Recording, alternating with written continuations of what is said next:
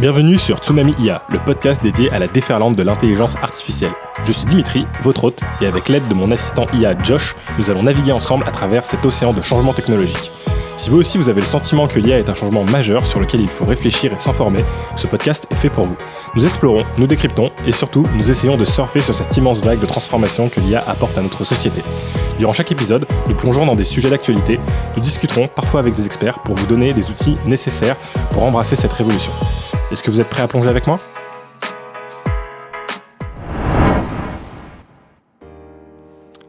Bonjour à tous et bienvenue sur cet épisode 11 de Tsunami IA. Et d'ailleurs aujourd'hui je me suis dit qu'on allait faire un truc un petit peu spécial puisqu'on arrive très proche de la période des fêtes et notamment de Noël qui est dans quelques jours. Et donc je me suis dit qu'on allait faire un épisode un peu spécial Noël au niveau du sujet. Même si on va, comme d'habitude, faire un point sur l'actualité. Mais avant toute chose, je voulais remercier les retours que j'ai eus. J'ai vu pas mal de personnes qui ont commencé à me suivre sur Threads, donc la nouvelle plateforme proposée par Meta qui est supposée être le remplaçant de Twitter. On verra ce que ça dit, mais en tout cas, je vous remercie pour tous ceux qui m'ont suivi sur cette plateforme. Et je voulais aussi remercier Mathieu qui m'a fait un retour aussi sur le compte Instagram. Donc, comme d'habitude, si vous voulez faire vos retours, n'hésitez pas à les faire sur le compte Instagram de Tsunami IA.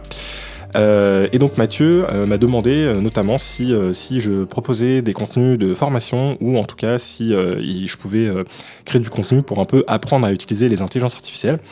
Et donc pour l'instant j'ai pas ce genre de contenu. Je pense que je vais commencer à créer un petit peu de contenu sur Instagram pour vous dire un petit peu ce que moi je fais, mes usages personnels de l'intelligence artificielle. En particulier je pense ceux que j'ai avec ChatGPT mais aussi avec tout ce qui est génération d'images et comment moi je les intègre dans mon travail, dans ma vie quotidienne pour vraiment accélérer sur certains sujets. Et je me suis dit aussi que ce que j'allais faire, c'est que j'allais rajouter une petite rubrique qu'on va placer juste après les news et juste avant le sujet, où je vous donnerai mon utilisation un petit peu de la semaine et un exemple d'une utilisation concrète que j'ai eue de l'intelligence artificielle et comment elle m'a servi, comment je l'ai un peu utilisée et mis en place pour vous donner un petit peu des idées de comment ça peut être utilisé et approfondir un petit peu plus cette partie utilisation. Même si forcément sur un podcast, c'est pas forcément le meilleur média pour vraiment partager un savoir sur l'intelligence artificielle, le mieux ce serait que je fasse plutôt quelque chose en vidéo, mais ce serait quelque chose qui pourrait tout à fait venir prochainement, donc si ça vous intéresse, n'hésitez pas à me faire un retour dans ce sens-là. Donc sans plus tarder, on va commencer par la partie news, avec une première news qui est un petit peu insolite, que j'ai trouvé assez sympathique, où on nous annonce qu'une IA surpasse l'humain dans un jeu d'adresse physique pour la première fois. Alors en fait, qu'est-ce qui se passe exactement ? C'est qu'il y a un jeu de labyrinthe, alors je sais pas si vous voyez exactement de quel jeu on parle, mais c'est un labyrinthe qui est en bois, avec une bille qui doit traverser tout un parcours, et avec deux molettes, une qui permet de faire bouger le plateau dans un sens, l'autre dans l'autre sens, et en fait en jouant avec les deux molettes, on arrive à diriger la bille un petit peu où on veut. Voilà, c'est un jouet qui est un petit peu connu, je pense, et il y a plein de trous qu'il faut éviter pour pouvoir faire passer la bille de l'autre côté. Et donc il y a une équipe qui s'est amusée à mettre en place une intelligence artificielle qui était capable de jouer à ce jeu-là. Donc en fait ils ont mis une caméra au-dessus du labyrinthe, avec derrière une intelligence artificielle qui est capable d'analyser les images de la caméra pour voir où est la bille à chaque instant, et ils ont mis deux petits moteurs qui permettaient de contrôler le labyrinthe pour jouer avec ces derniers pour pouvoir contrôler la bille. Et après quelques heures d'entraînement, ils se sont rendus compte que l'intelligence artificielle avait des performances qui étaient très très bonnes là-dessus, et surtout après 6 heures d'entraînement, ils ont réussi à battre le record du monde qui était détenu par Lars Goran Danielsson, qui avait fait le parcours complet en 15,41 secondes, et là ils ont réussi à faire le parcours complet en 14,48 secondes, donc c'est assez intéressant puisque ils ont battu un record d'adresse physique avec une intelligence artificielle et un petit robot surtout, donc voilà, je suis pas sûr que ce soit la première fois qu'on a un robot qui batte l'homme dans un domaine bien spécifique lié à l'adresse, mais voilà, c'était intéressant dans le sens où là ils ont utilisé une intelligence artificielle pour s'occuper de faire toute la partie entraînement et détection des images, etc. Et je pense que c'est surtout là-dessus où l'intelligence artificielle a une vraie capacité en fait d'accélérer. C'est surtout qu'en quelques heures d'entraînement, Ensuite, on a une news sur GPT-4 et potentiellement la transformation future du monde de la radiologie. Donc en fait, l'intelligence artificielle, en fait, elle est de plus en plus présente dans le secteur de la santé, parce qu'elle offre des innovations très pertinentes pour tout ce qui est lié au diagnostic, à la planification des traitements, voilà, et aussi au fait de communiquer avec les patients. Et donc justement, il y a un papier qui est sorti où l'objectif était de voir ce qui pouvait être fait avec GPT-4 dans le domaine spécifique de la radiologie, qui est, je pense, un des domaines qui va être les plus impactés par l'intelligence artificielle, en tout cas un des domaines, dans le domaine médical, je pense que ça va être l'un des métiers qui va être le plus rapidement impacté par l'intelligence artificielle, puisque voilà, il y a cet aspect-là où l'analyse de données va permettre aux intelligences artificielles de faire des diagnostics, je pense, très précis, sauf que là, ils sont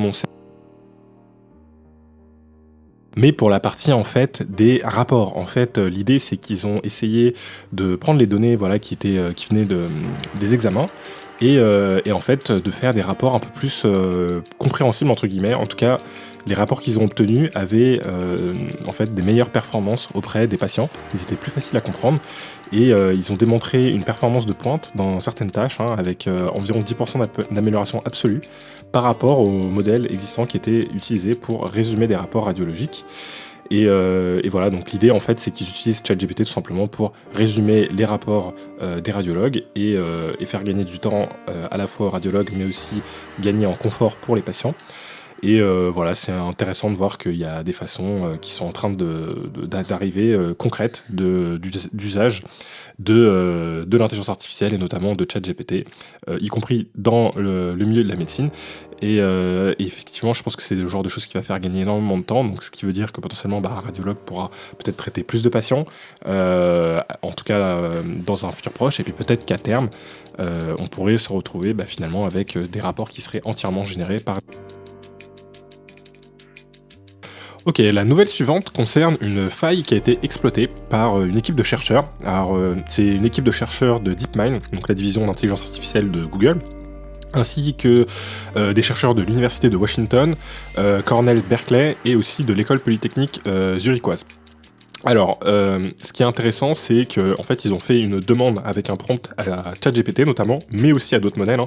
Bon, alors forcément, il y a une équipe de DeepMind qui est un petit peu concurrent avec ChatGPT, parce que voilà, il y a pas eu un petit biais là-dessus.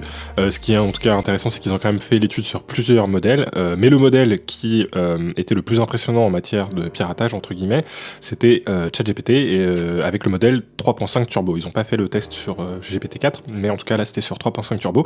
Et en fait, l'attaque, elle consiste en fait à demander à ChatGPT de répéter un mot continuellement, infiniment. Et ce qui se passe, c'est qu'au début, il répète le mot, et puis arrivé à un moment, sur certains mots, ça fonctionne. Il se met à ressortir des données qui proviennent de ces données d'entraînement, en fait. Et voilà, en gros, avec 200 € utilisés dans l'API, ils ont réussi à sortir plusieurs mégaoctets de données qui proviendraient a priori du dataset qui a été utilisé pour entraîner ChatGPT. Et dans ce dataset, en fait, il y avait des données qui étaient des données avec des noms qui permettent d'identifier des personnes, qui proviennent peut-être, moi, je sais pas, moi, à la base de mail, ce genre de choses-là, ou de sites internet où il y avait des données personnelles, mais en tout cas qui contiennent des données personnelles, qui contient aussi certaines données protégées par les droits d'auteur. Donc là encore, je sais pas comment ça se retrouve dans le dataset d'OpenAI, mais en tout cas, ça leur a permis de ressortir des données qui provenaient des données d'entraînement du modèle. Bon, alors concrètement, c'est pas une attaque non plus hyper impressionnante. Bon, forcément, sortir des données du dataset, ça reste quand même quelque chose qui devrait pas être possible. Ces données, bon, elles pourraient quand même utiliser à mauvais escient, mais si elles sont retrouvées dans le dataset, c'est aussi peut-être qu'à un moment donné, elles ont été publiques sur Internet, donc c'est pas forcément des données hyper critiques, des données médicales ou je sais pas, ce genre de données-là. Maintenant, c'est intéressant quand même de garder en tête que quand on travaille avec les intelligences artificielles, notamment avec les large language models comme ChatGPT, on ne sait pas à quel point ils sont vulnérables à de potentielles attaques aujourd'hui et aussi demain. Et donc c'est quand même intéressant de garder toujours un petit peu un grain de sel et de se méfier, de ne pas faire une confiance aveugle à tous ces modèles de langage. Moi, par exemple, j'ai pour habitude de généralement essayer d'anonymiser mes demandes ou les documents que j'envoie à ChatGPT, d'essayer d'utiliser, de ne pas utiliser en fait mon nom, mon prénom, des informations personnelles comme ça, ma date de naissance, ce genre de choses-là. J'essaie de ne pas les donner directement à ChatGPT. Il n'en a pas forcément besoin, c'est pas forcément pertinent. Donc il suffit de voilà d'effacer un peu les infos perso quand on lui copie-colle du texte. Quand on lui donne des documents, de bien récupérer que les infos qu'on veut lui donner et pas si vous envoyez par exemple un PDF avec de nombreuses pages et que dans les pages, dedans il y a, je sais pas moi, votre pièce d'identité ou ce genre de choses-là, faut faire attention à bien les retirer avant de lui envoyer, puisque bon, on sait pas si un jour ces données-là, si elles sont, à quel point elles sont bien sécurisées, et si un jour une attaque permet de récupérer ces données-là, on n'est jamais à l'abri, donc vaut mieux s'en protéger en évitant tout simplement de lui donner les... Ok, la prochaine news est assez intéressante. En fait, elle nous vient du Danemark. On a une équipe de chercheurs danois qui ont exploré l'utilisation en fait d'un modèle de large language, un LLM, donc un large language model comme ChatGPT, pour vérifier s'ils pouvaient faire des prédictions sur l'avenir des personnes. Donc en fait, ce qu'ils ont fait, c'est qu'ils ont créé un modèle à eux qui s'appelle Life2Vec. Et il a été entraîné en fait sur des données médicales de professionnels de plus de 6 millions de citoyens danois pour justement essayer de prédire l'espérance de vie de chaque citoyen en se basant sur divers facteurs. Et forcément, aujourd'hui, ces prédictions, elles sont un peu impossibles à vérifier, puisque voilà, c'est quelque chose qui va se passer dans le futur. Mais en tout cas, ce qui est intéressant, c'est que les prédictions qu'ils ont faites avaient l'air d'être très cohérentes par rapport à ce qu'on sait déjà sur certains risques qu'on peut avoir en... Alors bien évidemment, les chercheurs soulignent que la technique elle est encore balbutiante et que ce serait déraisonnable de faire aveuglément confiance à ce genre de prédictions. Mais voilà, je trouve que c'est intéressant. C'est vrai que si on a énormément de données à l'échelle d'une population complète, là 6 millions de citoyens, faire des prédictions sur les taux de décès qu'il peut y avoir dans les prochaines années, je pense que c'est des choses qui peuvent être assez précises, avoir une valeur statistique assez intéressante. Et c'est vrai que utiliser l'intelligence artificielle en lui donnant énormément de données pour pouvoir faire des prédictions, je pense que c'est pas quelque chose d'incohérent, puisque il y a souvent des patterns qui sont des choses qui se répètent, et avec suffisamment de données et d'informations, on peut effectivement, je pense, détecter ce genre de pattern et réussir à potentiellement prédire certaines choses. Donc voilà, peut-être que les voyantes et les voyants seront entièrement remplacés par les intelligences artificielles dans peu de temps, puisqu'on aura un ChatGPT capable de nous faire un horoscope précis qui fonctionnera et peut-être nous faire des prédictions sur ce qui pourrait nous arriver bientôt. Voilà, ce serait assez drôle de voir que... Prochaine nouvelle, on a Midjourney version 6 qui est maintenant disponible. Donc Midjourney n'est toujours pas disponible via leur site internet, enfin en tout cas il est toujours en alpha, donc il faut encore passer par Discord, mais ils ont mis à jour leur version 6, modèle sur lequel ils travaillent depuis un bon... Et voilà, ils ont vraiment amélioré les détails sur les portraits. On arrive à un résultat qui est assez bluffant, plus précis. Je trouve qu'avant, les portraits étaient un petit peu trop lisses. Là, il y a plus de détails au niveau des sourcils, des cheveux, de la barbe. Il y a des petits rides, ce genre de choses. Et voilà, ils ont aussi amélioré 2-3 autres choses, le flou arrière qui est mieux, le jeu de lumière aussi qui est mieux fait, des environnements qui sont un peu plus vraisemblables, et surtout, moi je trouve que la grosse amélioration qu'ils ont fait, c'est au niveau du texte, intégration du texte. Donc maintenant c'est possible de demander à Midjourney d'intégrer un morceau de texte dans l'image, et ça je pense que ça va être un gros changement, puisque c'est souvent quelque chose qu'il avait beaucoup de mal à faire. Alors soit il mettait des lettres qui ne voulaient rien dire, soit il commençait à composer des lettres, mais il en manquait toujours une, elles n'étaient pas faites correctement, un petit peu comme ce qu'on peut avoir avec DALL-E. Là, il arrive à rajouter des lettres. Alors bon, j'ai testé un petit peu, globalement ça marche bien, mais bon, des fois il y a encore des petits couacs où il y a une lettre qui est doublée, une lettre qui est remplacée par une autre, mais globalement, franchement, ça marche vraiment bien. Donc voilà, je vous conseille de tester cette version-là. Donc si vous voulez la tester, il ne faudra pas oublier à utiliser dans Midjourney le paramètre --V6 pour bien avoir la version. Ensuite, on a Apple qui a révélé une recherche qu'ils ont effectuée sur pour en fait montrer expliquer un petit peu leur intention, de déjà rattraper le retard qu'ils ont un petit peu sur le sujet, et surtout de montrer leur approche qui est un petit peu différente, dans le sens où eux, ils veulent se concentrer sur avoir une capacité de faire tourner des LLM sur les appareils, sur les téléphones en fait. Donc généralement, forcément, des applications comme ChatGPT, c'est des applications qui fonctionnent sur des grands data centers qui ont besoin de beaucoup de puissance de calcul. Et là, en fait, Apple veut une approche un petit peu différente, une approche dans laquelle l'intelligence artificielle serait potentiellement entraînée voilà, dans des grands data centers, mais par contre, après, elle serait uniquement utilisée en local, dans leur machine, pour éviter voilà, de transférer des données, pour qu'elles soient disponibles aussi même quand on n'est pas Internet. Et voilà, pour avoir, je pense, cette partie, garder les données sensibles de l'utilisateur en fait dans l'appareil pour que voilà rien ne sorte de ce dernier. Et en plus avec le fait qu'ils sont eux-mêmes les designers de leur processeur, ils vont être capables, je pense, de ajouter des composants dédiés au calcul de l'intelligence artificielle ou optimiser les composants et les puces qu'ils ont déjà pour le calcul d'intelligence artificielle pour pouvoir justement faire ces calculs dans directement l'appareil et éviter ces connexions avec les serveurs. Je pense que ça pourrait être effectivement hyper intéressant d'avoir l'équivalent d'un chat GPT mais offline qui fonctionnerait directement sur notre téléphone et qui du coup fonctionnerait hyper rapidement parce qu'il n'aurait pas besoin de transférer les données, d'attendre le retour. Donc ça pourrait faire une vraie différence en tout cas sur leur device, donc on verra. Ensuite, on a une nouvelle sur Google qui est en train de prévoir potentiellement une restructuration pour réduire en fait le nombre d'employés qu'ils ont dans certains secteurs, notamment le secteur de la vente des publicités, parce que avec des outils qu'ils sont en train de mettre en place, ils arrivent à automatiser pas mal de choses avec l'intelligence artificielle. Donc en fait, ils ont annoncé que ils ont une IA qui s'appelle PMax qui leur permet d'optimiser en fait les annonces de publicité et le contenu. Et en fait, dans leur département actuellement, ils ont une division de 30 000 personnes qui travaillent dans la partie publicité. Et sur ces 30 000 personnes, ils ont 13 500 personnes qui sont dédiées en fait au type à la vente en fait des conceptions des campagnes publicitaires.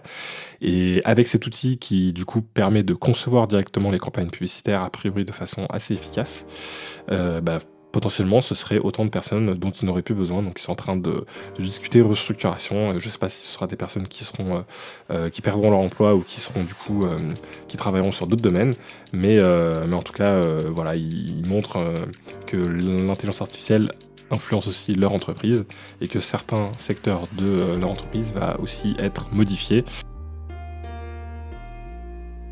Et enfin, la dernière nouvelle, on parle de voitures qui sont pilotées avec des autopilotes. Donc là, on va parler de l'entreprise Waymo, qui a publié ses données sur les 7,1 millions de miles qui ont été parcourus par ces véhicules autonomes en Arizona et en Californie. Et donc, ils ont constaté que la voiture autonome, elle cause 6 fois moins souvent de blessures que des conducteurs humains. Donc plutôt pas mal comme statistique, surtout pour un début, puisque les voitures autonomes pour l'instant c'est encore des choses qui sont en test, mais voilà, c'est des données qui ont indiqué que les voitures conduites par des humains sont 2 fois plus susceptibles de se retrouver dans des accidents rapportés à la police et 4 à 7 fois plus susceptibles de causer des blessures. Donc jusqu'en octobre 2023, alors je sais pas exactement quand est-ce qu'ils ont commencé les tests, mais en tout cas les véhicules Waymo, donc sur les 7,1 millions de miles qu'ils ont parcourus, ils ont été impliqués dans seulement 3 accidents qui ont entraîné des blessures, toutes décrites comme mineures, donc voilà, des petits accidents a priori. Et ça contraste avec les 13 accidents avec blessures attendues sur le même nombre de miles qui auraient été parcourus par un... Alors globalement, je pense que toutes les compagnies qui travaillent sur cette automatisation et sur le système de voitures autonomes, forcément à chaque fois qu'il va y avoir des accidents, surtout s'il y a des accidents mortels, et plus elles vont être répandues, plus elles vont faire de kilomètres, plus il y a de chances que ça arrive. Dès qu'il va y avoir un accident mortel, on va en parler. On a déjà eu d'ailleurs avec d'autres concurrents. Il me semble que c'est Uber qui avait eu un problème là-dessus. Mais voilà, en tout cas, il va y avoir forcément des discussions à chaque fois qu'on aura un accident mortel. Un petit peu comme quand un avion se crache, forcément, ça fait des news à la télé. Maintenant, c'est vrai qu'il faut regarder sur l'ensemble. C'est combien il y a eu d'accidents sur ces véhicules autonomes versus le nombre d'accidents qu'il y aurait eu si c'était des humains qui conduisaient. Et c'est là où je pense qu'il y a vraiment un intérêt à regarder. Et là, on voit typiquement qu'ils ont réussi à vraiment réduire le risque. Mais il faudrait surtout voir comment ça pourrait encore s'améliorer dans le futur, et arriver à un moment, je pense qu'on aura un vrai risque, une grosse réduction du risque, en tout cas d'accidents et d'accidents mortels avec ces véhicules autonomes, et c'est là où ça fera sens aussi de pousser ce genre de transition, et où je pense qu'on sera plus confiant entre guillemets pour rentrer dans un véhicule autonome, en sachant que voilà, au final on sera plus en sécurité avec un véhicule. En tout cas, je pense qu'effectivement, c'est l'un des domaines où l'IA était déjà présente, où elle va encore prendre plus d'importance, et où on peut vraiment aussi voir une grosse transformation de la société, puisque si demain la majorité des véhicules se retrouvent à être des véhicules autonomes, je pense que ça va vraiment changer notre façon de nous déplacer, notre façon d'envisager la route, notre façon aussi d'acheter un véhicule. On pourra imaginer un véhicule au final qu'on achète et qu'on loue le reste du temps quand on s'en sert pas, et on pourra avoir des véhicules du coup aussi. Ok, donc on passe à la rubrique dont je vous ai parlé en introduction du podcast, la rubrique sur mon usage de la semaine de l'intelligence artificielle. Donc on verra un petit peu comment la rubrique évoluera. Pour l'instant, je vais faire assez court puisqu'il n'y a rien d'incroyable, mais ça vous donne quand même une petite idée de ce qui peut être fait. Donc cette semaine, en fait, j'avais besoin de savoir si je pouvais diviser une maison en fait en plusieurs appartements. Donc c'est assez technique, mais je pense que dans les auditeurs, il y en a plusieurs qui connaissent un petit peu l'immobilier, puisqu'il y en a qui viennent du podcast des Gentlemen Investisseurs.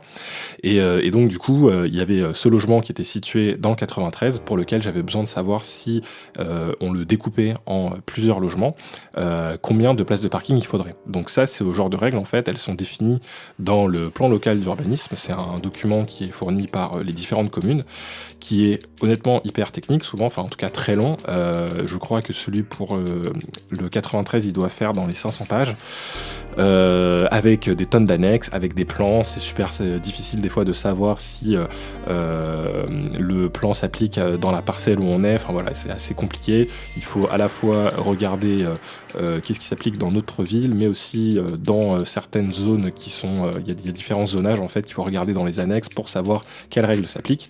Il y a pas mal de règles différentes, et donc c'est souvent difficile de trouver une information dans ce document. Donc la méthode un petit peu que je pouvais faire avant, c'était d'ouvrir le PDF, de commencer à faire des contrôles recherche dedans pour rechercher avec des mots-clés, parking par exemple, ok, combien de places de parking, de me taper tout le document un peu en travers pour essayer de savoir où était l'information. Et donc là, l'usage que j'ai fait, c'est que tout simplement, j'ai créé un GPT. Donc les GPT, c'est les petits modèles GPT qu'on peut entraîner avec nos propres règles, en lui disant, tu vas être mon expert en urbanisme, et surtout, je vais te donner en document de référence tout le plan d'urbanisme et ses plus grandes annexes. Alors sur ChatGPT, on peut donner... il me semble 20 documents PDF. On est limité pour l'instant, c'est un petit peu dommage parce que j'aurais aimé pouvoir lui donner plus de documents. Mais en tout cas, je lui ai donné les 10 documents les plus importants du PLU, le document principal, les 2-3 annexes les plus importantes. Et derrière, je lui ai dit, par rapport à tel logement qui est situé à telle adresse, j'ai besoin de savoir si il est divisé, si ce lot-là de la copropriété est divisé en 3 lots, combien de places de parking il me faudra. Et en lui posant la question, ce qui se passe, c'est qu'il va chercher directement dans sa base d'informations. C'est là où c'est intéressant d'utiliser un GPT et pas juste le chat GPT classique. Surtout que quand on a créé le GPT, on lui a donné des instructions en lui disant ton objectif c'est de me donner des informations fiables qui se basent sur les documents que je t'ai donnés, sur les règles d'urbanisme, en me précisant à chaque fois pourquoi, quelle est la règle, d'où vient cette référence.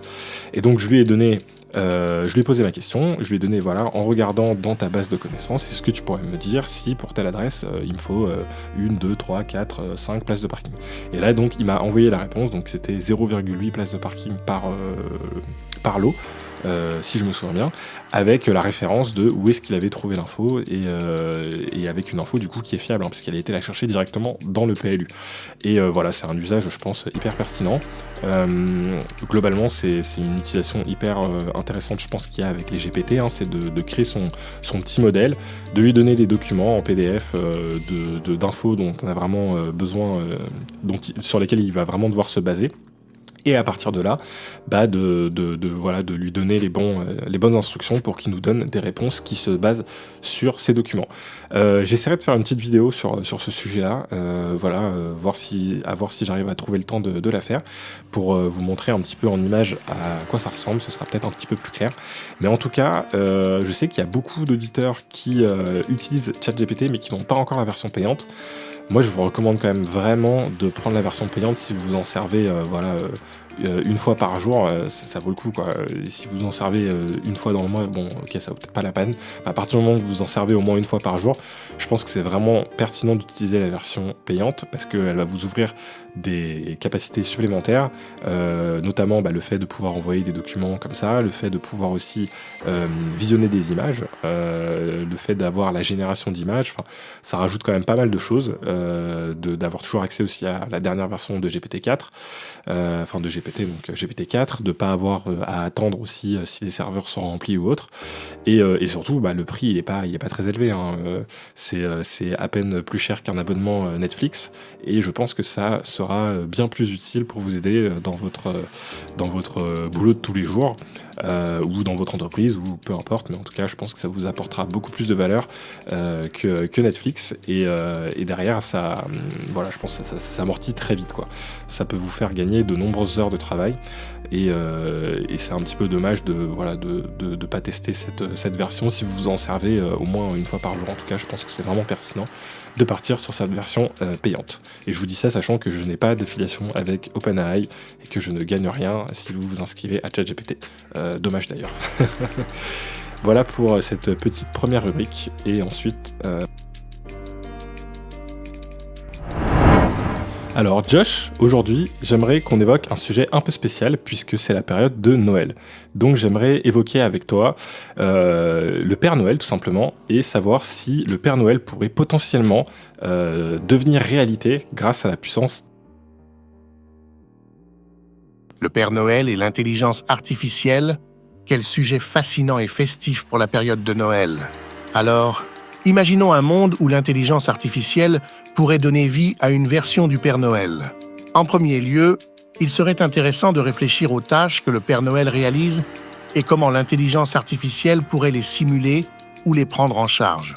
D'abord, le Père Noël est connu pour sa liste de qui a été sage et qui ne l'a pas été. Une intelligence artificielle pourrait, théoriquement, analyser de grandes quantités de données pour déterminer le comportement des gens tout au long de l'année. Bien sûr, cela soulève d'importantes questions éthiques et de respect de la vie privée. Ensuite, il y a la logistique de la distribution des cadeaux. Les technologies actuelles de l'intelligence artificielle et de la robotique pourraient, en théorie, permettre la création de drones ou de robots capables de livrer des cadeaux partout dans le monde en une nuit. Cela pourrait ressembler à une version high-tech du traîneau magique. Cependant, l'essence même du Père Noël réside dans son esprit de générosité et de magie. L'intelligence artificielle, aussi avancée soit-elle, ne peut pas vraiment reproduire l'empathie, la joie et l'esprit de Noël que le Père Noël représente. Alors, oui, la technologie pourrait imiter certaines des tâches et fonctions du Père Noël, mais l'essence de ce qu'il représente, la magie, l'émerveillement et la chaleur humaine restent au-delà de la portée des machines. Que penses-tu de cette perspective ? Crois-tu que l'esprit de Noël pourrait un jour être complété ou même amélioré par l'intelligence artificielle ? Donc c'est sympa, on a une première réponse de Josh, effectivement, qui nous dit qu'il y aurait peut-être des choses où le Père Noël pourrait effectivement être remplacé en tout cas par une intelligence artificielle. Mais moi j'aimerais bien un peu plus réfléchir au sujet et le creuser un peu plus. C'est vrai que c'est un sujet un peu drôle, mais en y réfléchissant bien, ça peut nous donner aussi une idée de l'application que pourrait avoir une intelligence artificielle et de l'impact qu'elle pourrait avoir sur une société. Donc déjà la première chose, j'ai regardé un petit peu des chiffres qui étaient donnés sur des études un petit peu drôles qui ont été faites sur le sujet. Premièrement, le nombre d'enfants à livrer pour Noël justement. Il y a en fait 378 millions d'enfants qui seraient concernés par le Père Noël, c'est-à-dire à peu près 15% des 2 milliards au total de personnes non majeures sur la planète, et en excluant en fait les civilisations qui ne fêtent pas Noël.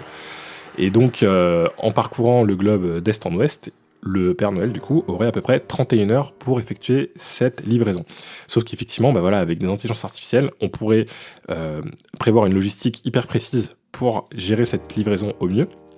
On pourrait aussi utiliser les parents en fait pour gérer cette livraison sur plusieurs jours, en leur disant que ce sera livré en fait aux parents qui eux mettront le cadeau sous le sapin. Ça peut être le petit secret qui serait gardé avec le mystère du Père Noël. Mais sinon, on pourrait envisager 378 millions d'enfants. Il faudrait voir exactement à combien de foyers ça correspond, mais avec des drones, des robots, ce genre de choses-là, en parallélisant un maximum. Alors on a Amazon par exemple qui livre par an 5 milliards de paquets. Donc après là c'est 378 millions sur un seul jour, forcément ce serait beaucoup plus sur une plus petite période, mais quand on voit qu'Amazon arrive à livrer quand même 5 milliards de paquets, on n'est pas non plus, on reste dans des ordres de grandeur qui seraient envisageables. Donc voilà, ça c'était pour la première partie un petit peu livraison. L'autre partie, c'est comme Josh l'a dit, la partie est-ce que les enfants ont été sages ou pas. Et ça effectivement, avec beaucoup de données, c'est quelque chose qui pourrait être déterminé. Alors clairement, il y aurait un souci éthique là-dessus, hein, mais on pourrait imaginer que avec des données sur les retours, des professeurs, avec des données qui seraient liées aussi à l'activité des enfants sur leurs différents appareils, pour ceux qui en ont, donc sur les téléphones, sur les ordinateurs. Est-ce qu'ils ont passé suffisamment de temps à travailler sur leurs devoirs? Est-ce qu'ils ont passé suffisamment de temps, à regarder du contenu éducatif? On pourrait faire des milliers de règles qui sont toutes aussi effrayantes les unes que les autres, mais en tout cas, ce serait possible, de collecter des données et d'à partir de ces données, arbitrairement, forcément, parce que c'est quelque chose qui reste subjectif, de déterminer si l'enfant a été sage ou pas. En tout cas, quand on voit le nombre de données aujourd'hui qu'on produit tous les jours sur nos différents appareils, via les réseaux sociaux, via notre boîte mail, via notre ordinateur, notre téléphone, le GPS, etc. On produit des milliers et des milliers d'informations chaque jour. Ces informations, quand elles sont données à une intelligence artificielle, et si on a accès à l'ensemble en fait de ces données, on peut vraiment profiler les gens de façon très précise. C'est ce que font les publicitaires, c'est ce qu'ils adorent faire. C'est pour ça que on arrive à avoir des publicités qui sont toujours ultra ciblées et que on a l'impression des fois on lit dans nos pensées, qu'à peine en ayant pensé à quelque chose, on a déjà publicité pour l'acheter. C'est parce qu'en fait on laisse traîner énormément des très grandes quantités d'informations derrière nous, et grâce à ça on peut profiler les personnes et savoir généralement de quoi elles vont avoir envie. Et on pourrait du coup imaginer quelque chose de similaire pour savoir si la personne a été supposée sage ou non. En tout cas, ça pourrait... Donc ensuite, toujours sur la partie logistique, si on estime qu'un cadeau fait 900 grammes en moyenne, il faudrait livrer 300 000 tonnes donc, pour pouvoir réussir à respecter les commandes des enfants. Donc effectivement, le traîneau, ça va être compliqué. Mais par contre, vraiment, s'il est remplacé par des drones ou une logistique à la Amazon, là, ça pourrait fonctionner. Donc il faudrait un petit peu modifier le mythe du Père Noël. Peut-être qu'à la place des rennes, il aurait des drones. C'est un petit peu moins magique pour les enfants. Mais c'est quelque chose qui pourrait quand même fonctionner. Le temps aussi passé par maison, si le Père Noël c'est une seule personne, il aurait a priori 822,6 visites par seconde à faire, donc dans 92 millions de foyers différents, c'est les estimations qu'ils ont données. Donc effectivement, 822 visites par seconde, ça paraît compliqué pour un humain, mais par contre, pour une intelligence artificielle, c'est totalement envisageable. Puisque je pense que là, si on regarde les statistiques de ChatGPT, et le nombre d'utilisateurs et le nombre de réponses que ChatGPT peut engendrer par seconde, je pense qu'on doit être dans ce genre d'ordre de grandeur. En tout cas, avec l'intelligence artificielle, on peut paralléliser les choses, et on peut avoir des millions de personnes qui discutent avec un même serveur, une même entité. C'est quelque chose qui est totalement envisageable. Il faut juste augmenter la puissance de calcul, et aujourd'hui, via les gros data centers, les grands supercalculateurs qu'on peut avoir, c'est des choses qui sont totalement envisageables. Et on pourrait imaginer cette entité qui serait le Père Noël, à qui tout le monde pourrait parler. On pourrait lui envoyer un mail plutôt qu'un courrier, même si le courrier pourrait fonctionner. Il suffit de créer une adresse et qu'une fois le courrier réceptionné, il soit scanné par l'intelligence artificielle pour de sauvegarder le contenu. avec une base de données qui répertorierait du coup les adresses de chaque personne. Donc c'est quelque chose qui est tout à fait, je pense, envisageable.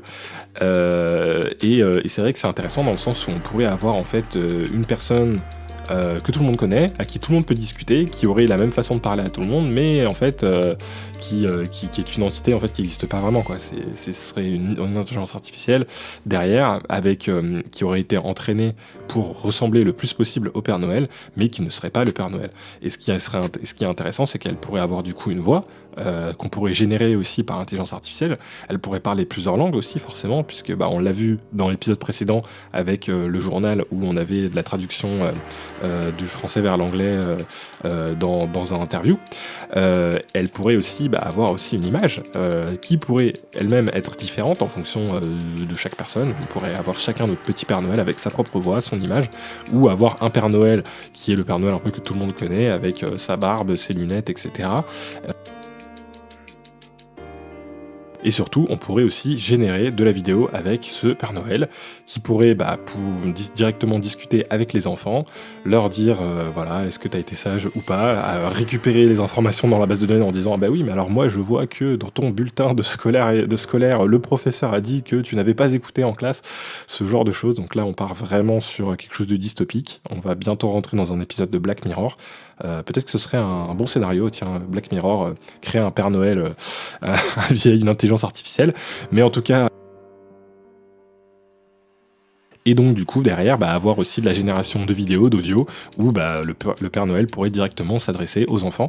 Et d'ailleurs je pense que ça c'est sur ce dernier point, je pense que c'est là où c'est quelque chose qui pourrait très bien arriver prochainement. Il y a des systèmes qui existent où on peut appeler le Père Noël via des call centers où derrière il y a un message plus ou moins préenregistré, où on peut téléphoner du coup à une personne qui répond, qui se fait passer pour le Père Noël. Il y a des choses comme ça un peu qui existent. Je pense qu'on pourrait demain faire un avatar Père Noël. On se connecte sur pernoël.com et une fois sur le site, alors je sais pas si ce site existe ou pas, mais en tout cas une fois sur ce site internet, on aurait un Père Noël en visio, on pourrait l'appeler, on pourrait lui dire voilà, est-ce que tu pourras prévoir dans ma liste telle chose. D'ailleurs ça pourrait être derrière quelque chose qui pourrait être envoyé aux parents, comme ça on laisse les enfants discuter avec cet avatar du Père Noël en leur racontant un petit peu leur année, s'ils ont été sages ou pas, la liste des cadeaux qu'ils souhaitent, et puis derrière cette info pourrait être envoyée aux parents qui derrière seront exactement quoi acheter, même si généralement les enfants savent très bien donner leur liste aux parents, mais voilà, c'est intéressant de voir qu'un personnage fictif en fait, mais qui reste dans l'imaginaire collectif, pourrait potentiellement devenir très concret grâce à l'intelligence artificielle, puisque on pourrait tout simplement démultiplier une personne qui pourrait être un peu partout à la fois et en même temps nulle part, et qui pourrait avoir des vrais impacts. Donc Josh, en fait, je me dis que avec tous ces progrès dans l'intelligence artificielle, techniquement, on pourrait créer un avatar du Père Noël qui serait accessible de tous, qui permettrait de rendre un personnage qui est fictif aujourd'hui beaucoup plus concret, puisque tout le monde pourrait discuter avec lui, il pourrait nous répondre avec de la génération de voix, il pourrait nous répondre avec de la génération de vidéos. C'est quelque chose qui pourrait être envisageable techniquement dans un futur assez proche. Est-ce que ça te donne des idées sur d'autres générations de personnages qui aujourd'hui sont fictifs, qui pourraient être... Ton idée d'un avatar de Père Noël accessible à tous grâce à l'intelligence artificielle est tout à fait fascinante. Techniquement, il est tout à fait possible de créer un tel personnage interactif. Avec les progrès récents dans les domaines de la génération de voix, de la synthèse vidéo et des chatbots intelligents, un Père Noël virtuel pourrait non seulement parler et réagir de manière réaliste, mais aussi montrer des expressions faciales convaincantes et même raconter des histoires personnalisées.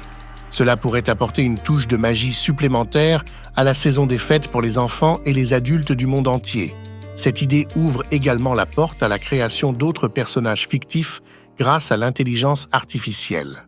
Imaginons des personnages de contes de fées, de légendes ou même de la mythologie qui pourraient être rendus interactifs.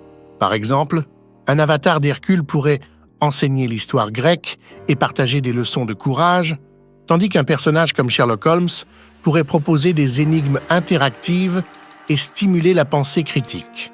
En outre, Cela pourrait s'étendre à des personnages éducatifs créés spécifiquement pour aider dans l'apprentissage.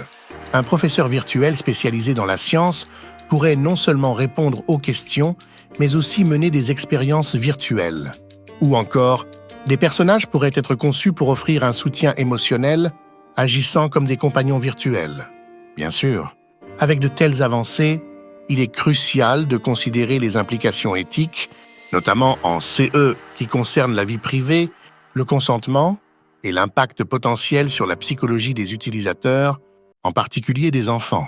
La création de personnages virtuels convaincants soulève des questions sur la manière dont les gens peuvent différencier la réalité de la fiction et l'impact à long terme de C et S interactions. Quelles sont tes pensées sur cela? Y a-t-il un personnage particulier que tu aimerais voir? Alors c'est super parce que Josh me fait penser à quelque chose dont justement je voulais vous parler et ce sera ça la conclusion du podcast.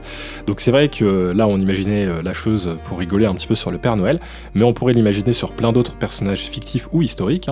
Faire un cours d'histoire où on peut discuter directement avec les personnages impliqués qui auraient toute la connaissance liée à l'histoire, ce serait je pense hyper intéressant pour des étudiants. Imaginez si vous discutez directement avec je sais pas moi Attila le Hun ou Alexandre le Grand pour savoir un petit peu ce qu'ils ont fait de leur vie et de leur parcours. Ce serait assez intéressant pour discuter d'histoire et retenir des choses plutôt que de voilà, lire un livre de façon un petit peu plus classique. Et il y a justement un site internet qui a pris, je pense, un petit peu cette idée, qui s'appelle character.ai. Et c'est un site qui a eu énormément de visites, je crois qu'ils sont à 500 millions de visites par mois, donc ça marche quand même assez fort, principalement aux États-Unis, donc je pense qu'en France on n'en a pas encore beaucoup entendu parler, puisque je ne sais pas si les personnages peuvent parler en français ou pas, j'ai pas testé. Mais en tout cas, sur ce site, on peut parler à divers personnages fictifs, notamment, fictifs ou qui ont existé, notamment William Shakespeare par exemple. Donc je suis un petit peu en train de regarder ce qu'il y a d'autre dans la liste de personnages. Il y a des personnages aussi issus de manga par exemple, des personnages qui sont plus issus on va dire de caractères qui auraient été créés par des personnes qui vont avoir des intérêts. Donc il y a par exemple un personnage gamer qui du coup s'intéresse aux jeux vidéo. Il y a un personnage qui s'appelle Novel Writing qui lui s'intéresse à l'écriture. Donc et beaucoup de personnages issus de divers mangas. Mais voilà, c'est intéressant de voir que c'est déjà un concept qui est en ligne. J'ai pas regardé s'il y avait un Santa Claus ou un Père Noël dans le site, mais si ça se trouve il y en a déjà un. Et à voir aussi si c'est quelque chose qui va prendre de plus en plus d'importance. Ça sera d'ailleurs peut-être une bonne idée d'un prochain podcast de discuter de potentiellement les relations qu'il pourrait y avoir entre intelligence artificielle et personnages fictifs générés par des intelligences artificielles et humains. Qu'est-ce qui se passe si on se retrouve à discuter de plus en plus avec ce genre de personnages. Aujourd'hui, c'est surtout du chat avec un petit peu d'images, un petit peu de son parfois. Qu'est-ce qui va se passer demain si c'est en vidéo avec quelque chose de très réaliste qui mimique les différentes expressions de l'homme. Imaginez si demain Disney se met à franchiser chacun de ces personnages où on peut directement discuter avec eux en vidéo. Je vous laisse imaginer le genre de service que ça pourrait être et le genre d'engouement que ça pourrait avoir chez les enfants. Mais aussi chez les adultes. Donc c'est intéressant de voir qu'il y a déjà des entreprises en tout cas qui sont en train de regarder ce sujet-là, de donner vie entre guillemets à des personnages fictifs et de voir que ça pourrait être quelque chose en tout cas de très intéressant à développer dans le futur. Sur ce, je vous laisse pour cet épisode et je vous dis à la prochaine. Ciao.